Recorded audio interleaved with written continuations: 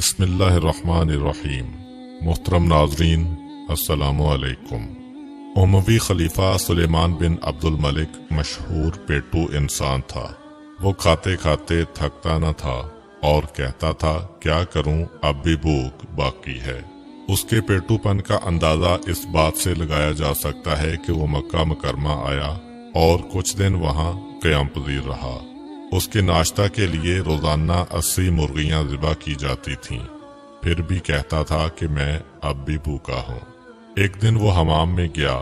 کچھ دیر حمام میں رہنے کے بعد وہ باہر آیا تو چیخ کر کہا، تمہارے پاس کھانے کی کوئی چیز موجود ہے تو جلد میرے پاس لاؤ۔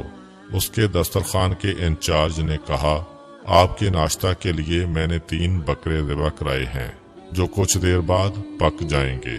سلیمان نے کہا، میں بھوک سے مر رہا ہوں، جلد از جلد میرے کھانے کے لیے کچھ لاؤ۔ دسترخوان کا انچارج بھاگ کر باورچی خانہ میں گیا۔ اس نے 3 بکروں کے جگر اور دل نکالے اور انہیں آگ پر تیزی سے بھوننا شروع کیا۔ اتنے میں خلیفہ کی گرجدار آواز بلند ہوئی، جو کچھ ہے لے آؤ، اس کے پکنے کا انتظار نہ کرو۔ چنانچہ دسترخوان کا انچارج بکروں کے جگر اور دل اس کے سامنے لے آیا، حالانکہ وہ ابھی پکے نہیں تھے۔ خلیفہ بڑی بے صبری سے ندیدوں کی طرح ان پر ٹوٹ پڑا۔ گوشت گرم تھا، لہذا ٹھنڈا کرنے کے لیے وہ اپنی آستین سے اسے ہوا دینے لگا۔ اس وجہ سے اس کی آستین پر گوشت کے داغ پڑ گئے، حالانکہ اس وقت اس نے انتہائی قیمتی شاہی لباس پہنا ہوا تھا۔ بنی امیہ کی حکومت کے زوال کے بعد ایک دن ہارون الرشید نے اموی حکومت کے عجائبات دیکھنے کے لیے خزانہ کھلوایا۔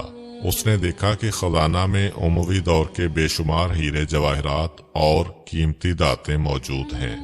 اس خزانہ میں اس نے ایک قمیض دیکھی جسے سونے کی تاروں سے بنایا گیا تھا اور اس پر انتہائی نفیس اور قیمتی جواہر ٹکے ہوئے تھے، لیکن اس کی آستین پر چربی کے داغ تھے۔ ہارون الرشید نے خزانہ کے انچارج سے اس کی وجہ پوچھی تو اس نے کہا، یہ سلیمان بن عبد الملک کی قمیض ہے۔ پھر اس نے اس کا سارا واقعہ بیان کیا۔ محترم ناظرین، ہمیں یہ عقیدہ رکھنا چاہیے کہ سیر و سیراب ہونا بھی خدا کے ہاتھ میں ہے۔ اگر خدا ہمیں سیراب نہ کرنا چاہے تو ہم 100 گلاس پانی پی کر بھی پیاسے ہی رہیں گے، اور اگر ہمیں سیراب کرنا چاہے تو 1 گلاس ہمارے لیے کافی ہے۔ اور یہ کبھی نہیں کہنا چاہیے کہ کھانے سے انسان کی بھوک مٹ جاتی ہے۔ ہاں، جب خدا چاہے کہ کھانا مفید ثابت ہو، ہضم ہو اور جسم کا جزو بنے تو پھر کھانے سے بھوک مٹ جائے گی، ورنہ ہم بھی سلیمان بن عبد الملک کی طرح سے ہر وقت کھاتے ہی رہیں گے لیکن سیر نہ ہونے پائیں گے۔ شہر شیراز میں ایک تاجر رہتا تھا جو ظاہری طور پر خود کو مومن کہلاتا تھا اور بظاہر نماز روزے کا بھی پابند تھا، لیکن بعد کے حالات سے ثابت ہوا کہ اس کی نماز بے روح تھی اور اس میں کوئی جان نہیں تھی۔ ہوا یہ کہ وہ تاجر مفلس ہو گیا اور اس پر ایسی نوبت آئی کہ وہ کاروبار چھوڑ کر گھر میں بیٹھ کر سوچنے لگا کہ میں کب تک گھر کا سامان بیچ کر خورد و نوش کا سامان حاصل کرتا رہوں گا۔ گھر کا سامان بیچ کر زیادہ سے زیادہ 3 سال کا عرصہ بسر ہو سکے گا۔ اس کے بعد میں کیا کروں گا؟